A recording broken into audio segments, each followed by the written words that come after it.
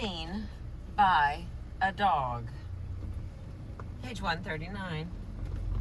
I am startled and a little flustered to look up from my work and see Pump watching me, her eyes trained on me.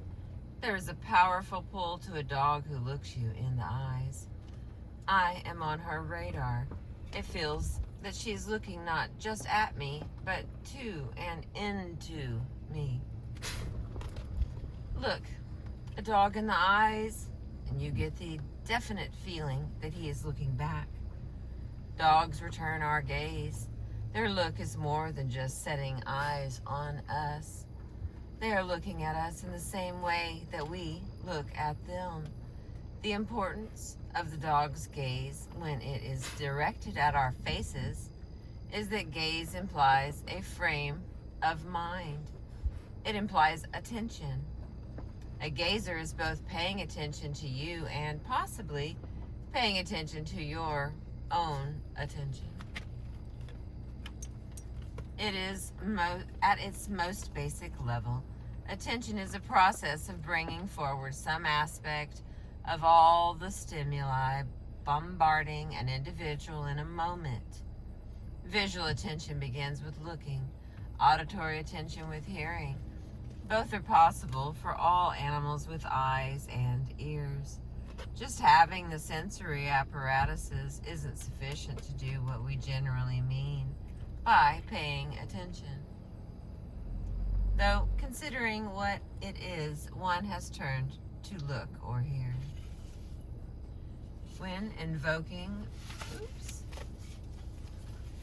invoked by psychologists, attention is treated not just as turning the head towards the stimulus, but also as something else in addition.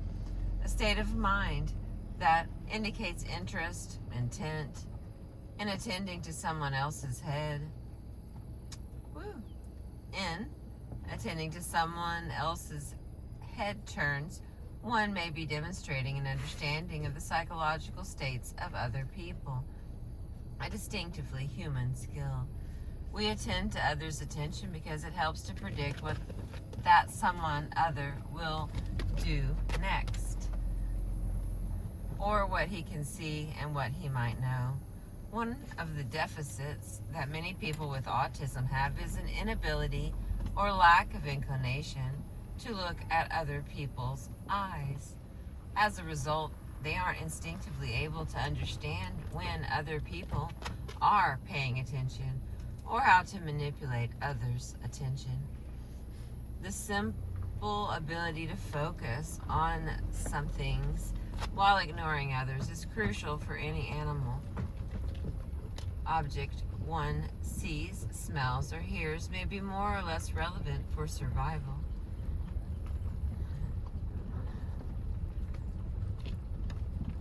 Attend to those that are relevant. Ignore the rest of the visual landscape or the confusion of sounds.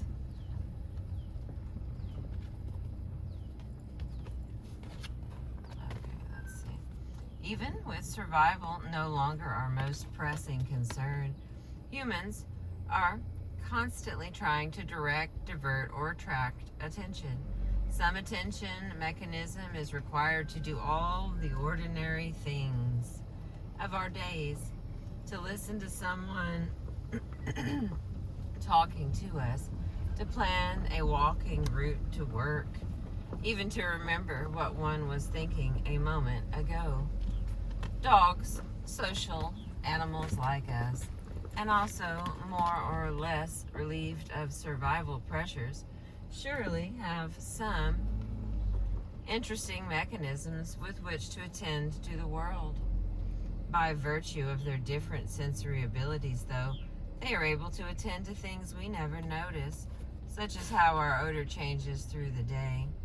Likewise, we focus carefully on things that dogs do not even detect, such as little subtle differences in language use. But what distinguishes dogs from other mammals, even other domesticated mammals, is the way that their attention overlaps with ours. Like us, they pay attention to humans, to our location, subtle movements, moods, and most avidly to our faces. A popular conception of animals is that if they look at us at all, it is from fear or appetite, monitoring us as possible predator or prey. This is just not true. A dog looks very particularly at humans. Just how particularly is the subject of a mad rush of contemporary research into dog cognitive abilities. This research uses the landmarks in the development of human infants into human adults, which is well documented, and which results is obvious. By adulthood, we all understand what it means to pay attention. What the dog research is revealing is that dogs have some of the same abilities that we do. Hang on, boys, hang on. I'll look back around. Just look back around. You can see the pretty clouds. Alright, here we go. The eyes of a child. For dogs and humans both, it all begins with a few innate behavioral tendencies. Having and understanding attention is not automatic, but it develops naturally from these instincts. Human infants, like most animals, have a basic orienting reflex. Move as best or as much as you can toward a source of warmth, food, or safety. Newborns turn their faces towards warmth and suck, the rooting reflex. At that age, infants can do little more. Ducklings, more precocious, relentlessly chase after the first adult creature that they see. Ethologist Konrad Lorenz beautifully demonstrated this tendency of young waterfowl in the 1930s by positioning himself as that first adult creature seen by a gaggle of gray-lag goslings. They followed him readily, and Lorenz wound up raising the brood as his own. In both ducklings and humanlings, this reflex relies on an early perceptual ability, having at least noticed the presence of others. It is an ability that helps us, in our first few years, learn about the important fact of others' attention. For humans, there is a reliable course of development through infancy of certain behaviors associated with this growing understanding of other people. It is all about learning to attend to the right human things in the world and beginning to understand that others are attending to, and it begins as soon as they open their eyes. Newborn babies can see, although not much. They are incredibly nearsighted, peering, cooing. Faces brought just inches from their own may be clear, but that is about the extent of clarity of their world. One of the first things infants notice is any face nearby. In fact, our brains have specialized neurons that fire when we see a face.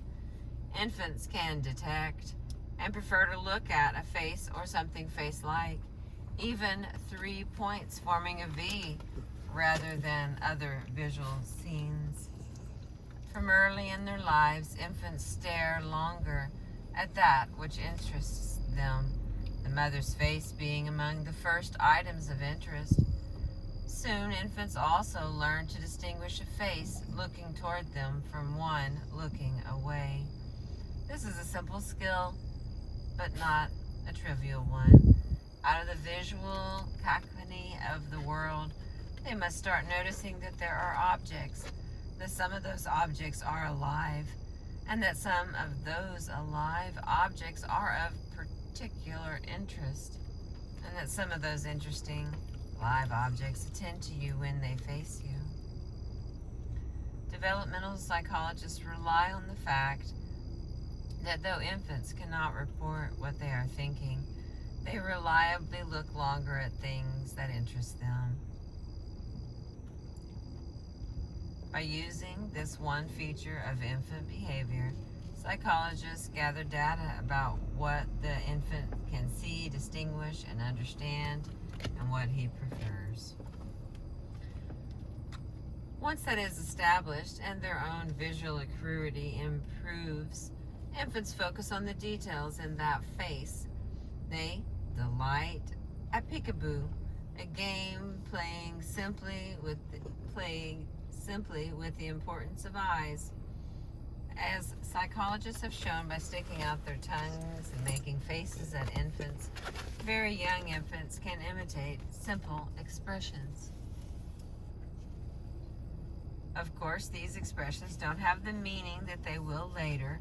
We must assume that the infant is not actually sticking his tongue out spitefully at the psychologist, though one might wish it so. Infants are simply learning to use their facial muscles. By 3 months, they've got it, and they start reacting to others by making faces and smiling socially. They move their heads to look at other faces nearby. By 9 months old, they are tracking other people's gaze and seeing where it lands. They might use that gaze to find some object that they have asked about or that has been hidden from them. Soon, they extend the line excuse me. Soon they extend the line of gaze into a point with finger, fist, or arm to request an object, and by their first birthday to show or share. These behaviors reflect the infant's burgeoning understanding that other people have attention that can light on objects of interest, a bottle, a toy, or them. Between 12 and 18 months, they begin to engage in bouts of joint attention with others, locking eyes, then looking to another object, then back to eye contact. This marks a breakthrough. To achieve full jointness, the infant must on some level understand that not only are they both looking together, they are attending together. They are understanding that there is some invisible but real connection between other people and the objects that are in their line of vision. Once they do this, all hell can break loose. Infants can start manipulating others' attention simply by gazing someplace.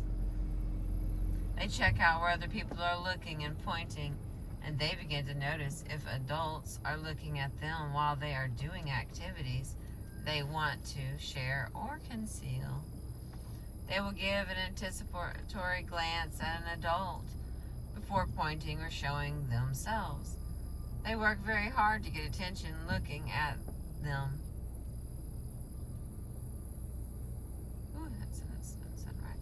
They work very hard to get attention looking at them. And they may begin avoiding attention, going out of a room at key moments, or concealing objects from an adult's view. This prepares them well for being difficult adolescents. We all become characteristically human by the same developmental route. Within a few years, an infant goes from aimlessly looking out of new eyes to looking meaningfully, to gazing at others, to following the gaze of others. They happily hold eye contact. Before long, they are using gaze to get information, to manipulate the gaze of others. By distraction, gaze avoidance, or pointing, and to get attention. At some point, they come to a realization about the fact of the mind behind someone else's gaze.